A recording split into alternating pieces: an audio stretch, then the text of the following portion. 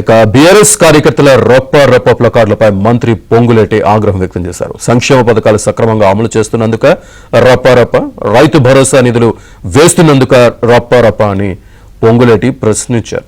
శాంతి భద్రతలకు విఘాతం కలిగిస్తే కఠినంగా శిక్షిస్తామని మంత్రి పొంగులేటి హెచ్చరించారు.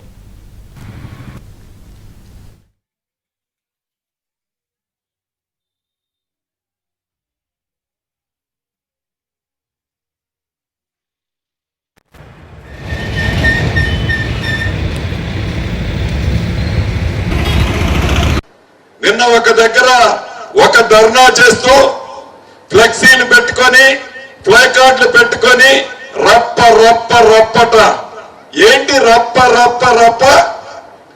దేనికి రప్ప ఏం చేయాలనుకుంటున్నావు? ఈ రాష్ట్రాన్ని ప్రశాంతంగా శాంతి భద్రతలతో ఉన్న ఈ తెలంగాణ రాష్ట్రాన్ని ఫ్యాక్షన్ రాష్ట్రంగా తయారు చేయాలనుకుంటున్నావా? ఏంది నీ అసలు ఉద్దేశం? ఏమి పేదోడికి ఇబ్బంది అయిందని రప్పండి టింగ్ డబ్బులు పడుతున్నందుక రప్ప. కాబట్టి శాంతి భద్రతల్ని కాపాడే దాంట్లో ఈ ప్రభుత్వానికి చిత్తశుద్ధి ఉంది. ఎవరైనా శాంతి భద్రతలను విఘాతం కలిగిస్తే ప్రజలే వాళ్ళకి బుద్ధి చెప్తారు. గతంలో చెప్పారు, మళ్ళీ చెప్తారు.